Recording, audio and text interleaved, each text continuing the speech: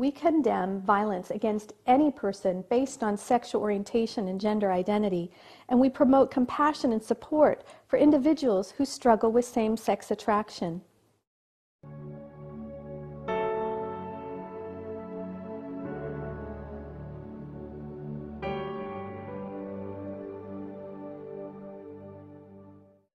This documentary was created out of great love and concern for those who struggle with same-sex attraction.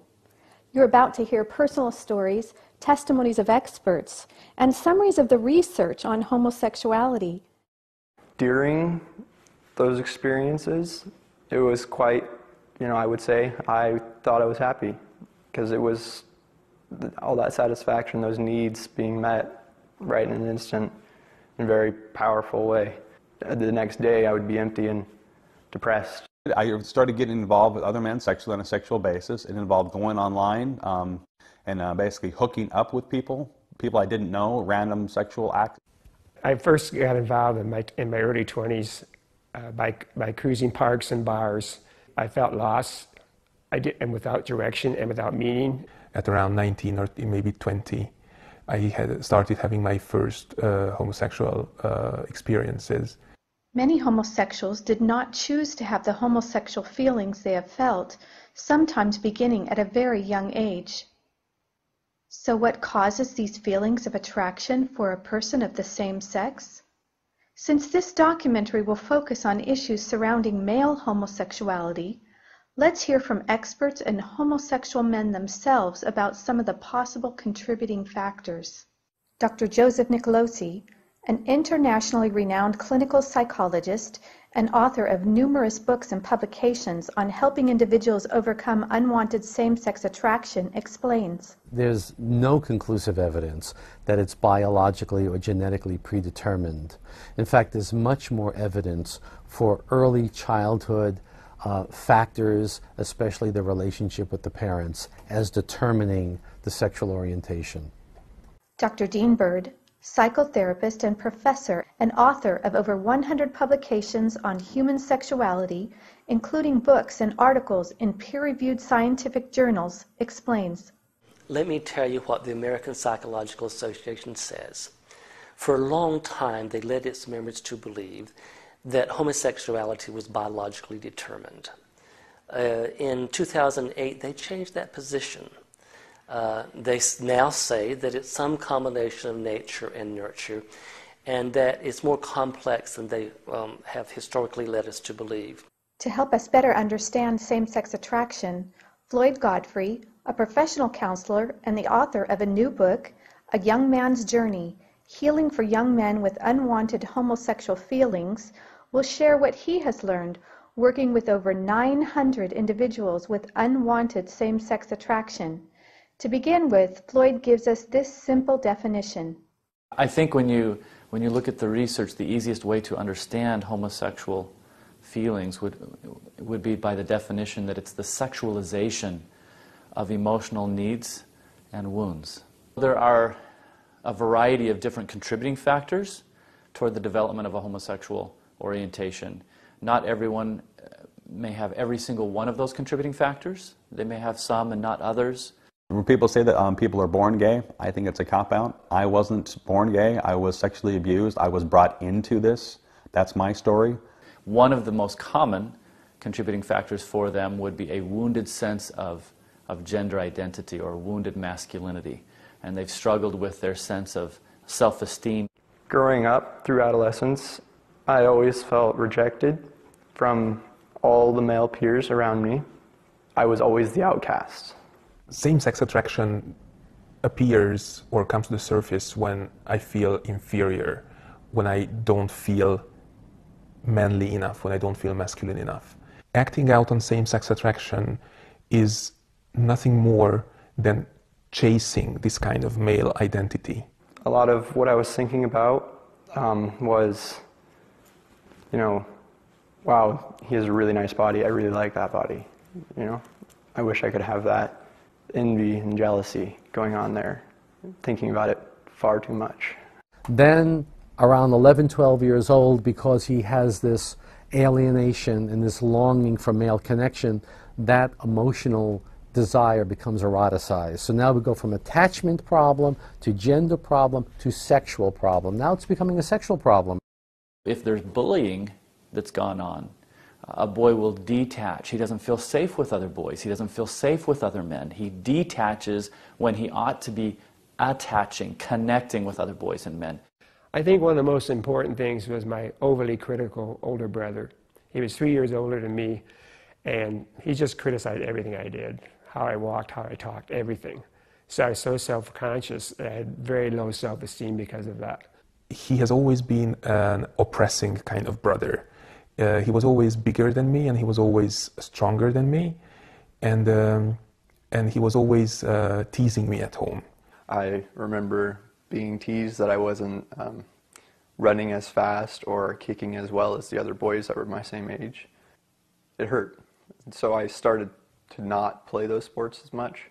Looking back, I realized all boys do that, and that's kind of one of their ways of bonding, is bantering a little bit.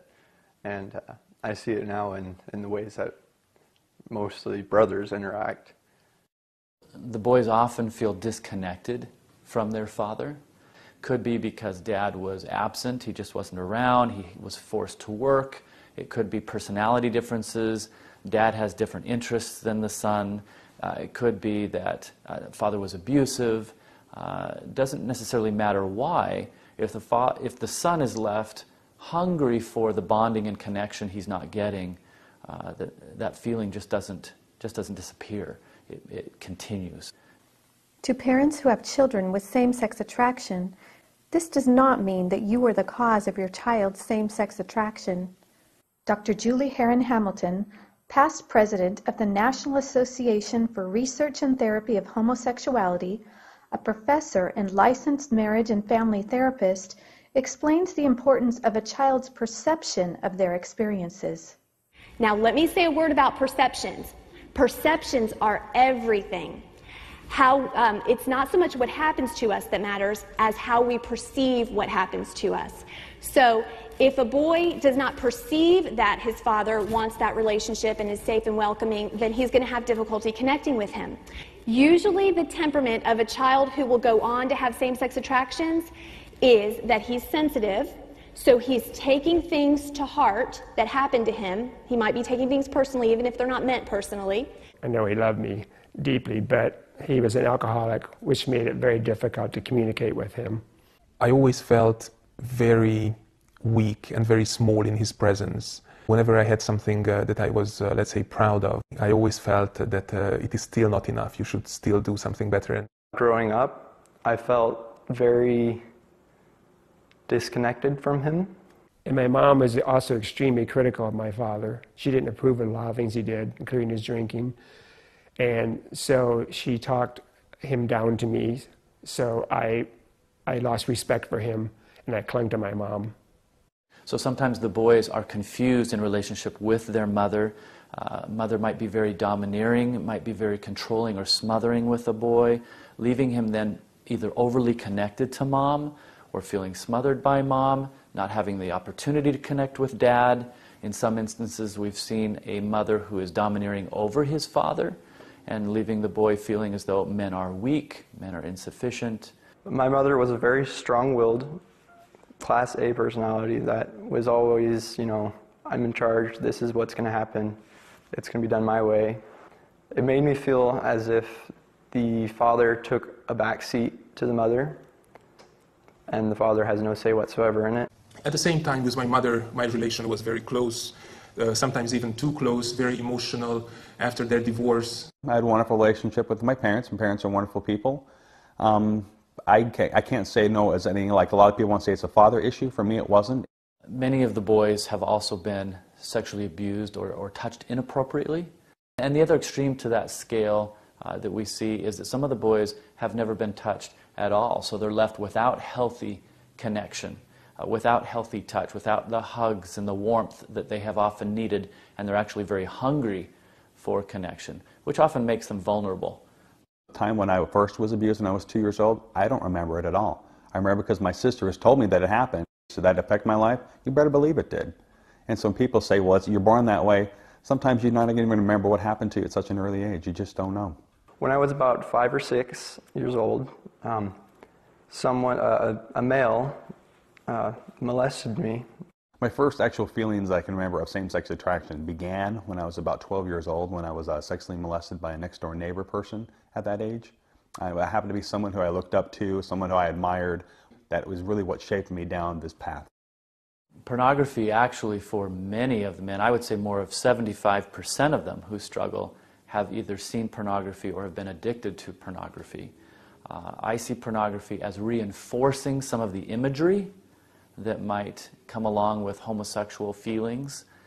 Some of the young men have reported to me that their introduction to pornography actually introduced thoughts and feelings that weren't there before. A very strong addiction developed very soon during my adolescence towards pornography. I ended up getting involved with pornography. It became a medication tool for me to kind of medicate how I was feeling and dealing with it at the time. I viewed pornography quite extensively. Deep down inside, I had always wanted help. I had always wanted to be straight. I'd spent the entire day online trying to find someone to hook up with, and when no one met my expectations of what I wanted for someone to hook up with, I just finally laid down in bed and I just started bawling my eyes out, and I said, God, I don't even know if you even exist anymore, but I need help. I don't know what I'm doing. I need some serious help. My motivation for seeking therapy was that the lifestyle was causing me a lot of pain and unhappiness in my life. The attraction was somehow stronger than my will or my determination. I felt bad. I felt empty. The clients I have that come to my office are all claiming unwanted same-sex attraction, and also that they don't feel like that's who they are. Particularly for me, I needed to have a therapist who could walk me through my whole process, what I would need to do to be able to resolve all of the issues that I had growing up. Through therapy, I began to understand the whys of same-sex attraction. And once I understood those, the walls came tumbling down. And I began to understand and appreciate the opposite sex, and those attractions rebounded after being squashed by my same-sex attraction for so many years. And through all this work, which is oftentimes very, very tough, it's not easy, I've definitely made a lot of progress. I've definitely still made mistakes along the way, but my life is now so much better because of it. As soon as I started getting those needs met, the shift started happening. Once the client develops a sense of what's caused some of his homosexual feelings, many times they'll describe a lack of connection with other men, a strong need that's never been satisfied for buddies and brothers and father figures. For myself, I wouldn't necessarily, it was a sexual addiction, it was a connection addiction is what it was.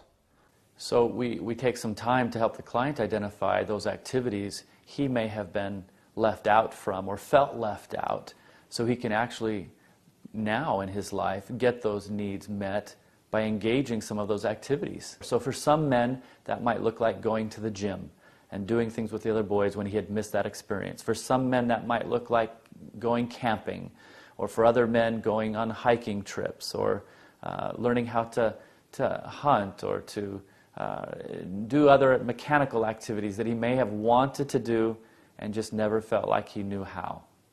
And the more I did that, the more my self-esteem started to rise. I felt accepted.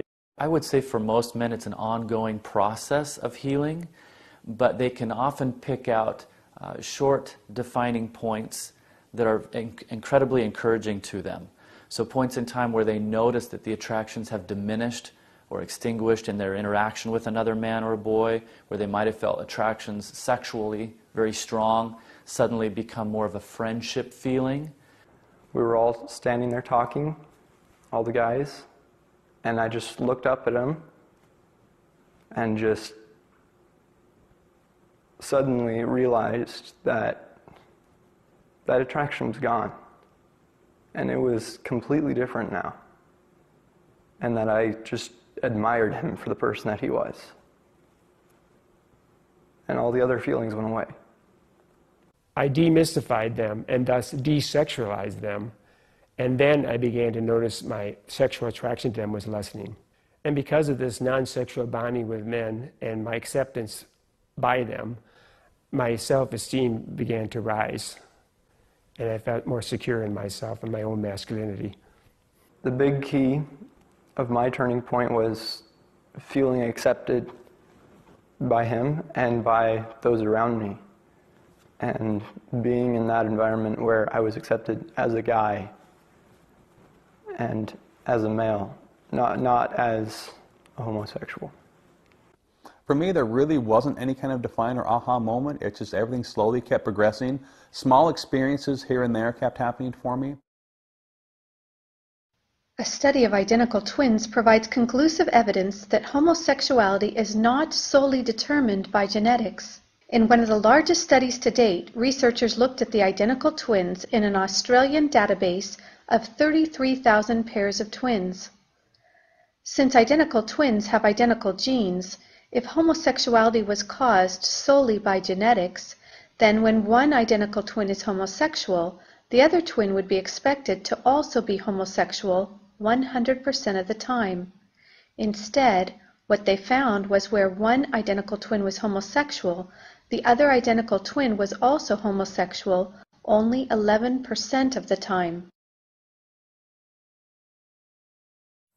Dr. Jeffrey Satinover, a medical doctor with a master's degree in clinical psychology from Harvard and a master's in the science of physics from Yale, explains why he now believes sexual orientation can change and why he has written extensively about reorientation therapy.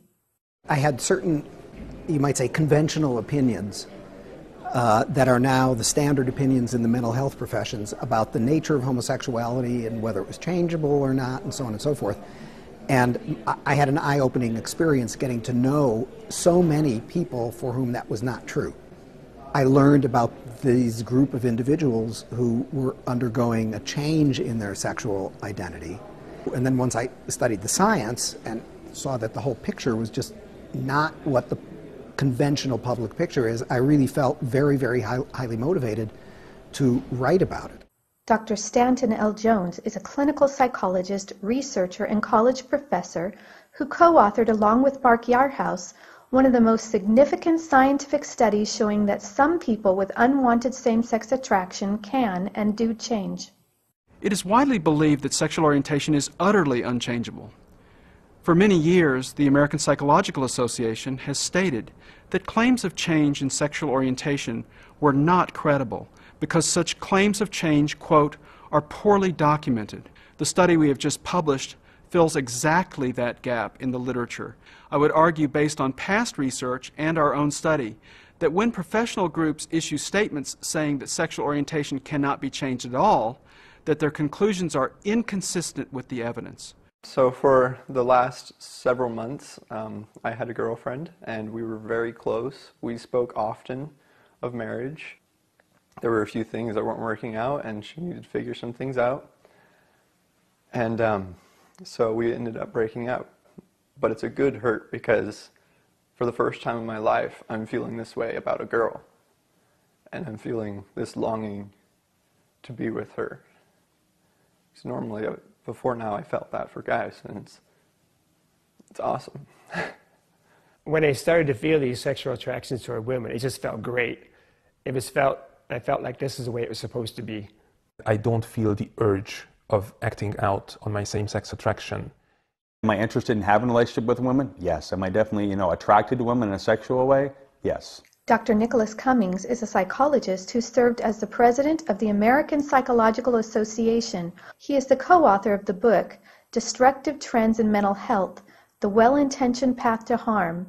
This book describes how the APA has been ignoring the science showing that sexual orientation can change. As chief of mental health for Kaiser Permanente during the gay revolution in San Francisco, my several hundred therapists saw tens of thousands of gay and lesbian patients. We saw not one, not two, not three, but hundreds who changed and achieved very happy heterosexual lives. What is clear is that some people can and do change, and that the research shows that the risk for harm is not any different from any other intervention. The following quote from the medical textbook, Essential Psychopathology and Its Treatment, states, "Empirical evidence demonstrates that homosexual orientation can indeed be therapeutically changed in motivated clients, and that reorientation therapy does not produce emotional harm." There's a great deal of literature showing that individuals who are motivated can change even without therapy. Some people have spontaneously changed their sexual orientation. In fact, even gay activists will tell you that sexuality is fluid and fluctuates within the course of a person's lifetime. More people changed a little than changed a lot, but some people changed a lot. Many people didn't change, including ones who wanted to. Of course, there are also a great many people who I've seen in my practice over the years who would consider themselves to be gay or lesbian who had no interest in changing. And it certainly wasn't my job to convince them that they ought to want to change. To say that you can't change your sexual orientation, again, that's just it comes from so many people who have tried so hard and it didn't ever work, and when someone comes along and says it does, they get so incredibly offended by someone else being successful and they weren't. I can understand that. That makes sense when people are going to be upset about it, but the reality is many people have. Doctors and social scientists who point out the well-documented physical and emotional impacts of the homosexual lifestyle are often labeled as hateful or homophobic, when in reality quite the opposite may be true. A wise man once said, "An enemy flattereth, but a friend speaketh the truth." Bringing to light the negative impacts for men who have sex with men can actually be a compassionate position based on a desire to help people avoid a lifestyle that is generally fraught with heartache and disease, and in some cases even death. The Gay and Lesbian Medical Association recognizes the serious dangers for men who have sex with men in their publication, 10 Things Gay Men Should Discuss with Their Health Provider. They warn that men who have sex with men are at an increased risk for HIV infection. Gay men use substances at a higher rate than the general population. Depression and anxiety appear to affect gay men at a higher rate. Men who have sex with men are at an increased risk of sexually transmitted infection with the viruses that cause the serious condition of the liver known as hepatitis. These infections can be potentially fatal. Sexually transmitted diseases occur in sexually active gay men at a high rate. This includes STD infections for which no cure is available. Gay men may be at risk for death by prostate, testicular, or colon cancer. Gay men have higher rates of alcohol dependence and abuse than straight men. Gay men use tobacco at much higher rates than straight men. Problems with body image are more common with gay men than their straight counterparts. Gay men are much more likely to experience eating disorders. This can cause a number of health problems, including diabetes, high blood pressure, and heart disease. Gay men are at risk for human papillomavirus, which puts gay men at an increased risk of anal cancers, and the rate in which this infection can be spread between partners is very high. Depression would be setting in, a tendency towards substance abuse, high levels of anxiety. A report published by the National Association for Research and Therapy of Homosexuality summarizes the research showing that homosexuals have a greater prevalence of suicide, violence, antisocial behavior, substance abuse, promiscuity, paraphilias, being paid for sex, sexual addiction, personality disorders, and psychopathology. In addition, researchers at Harvard University, after conducting one of the most exhaustive surveys ever done on the scientific literature related to the health effects of homosexuality, concluded, quote, "Homosexual orientation is associated with a general elevation of risk for anxiety, mood, and substance use disorders, and for suicidal thoughts and plans." And finally, according to the U.S. Center for Disease Control, although men who have sex with men represent only 2% of the U.S. population, they account for 60% of all new HIV infections, are 40 times more likely to be infected with HIV, and are the only risk group in which new HIV infections have been increasing steadily since the early 1990s.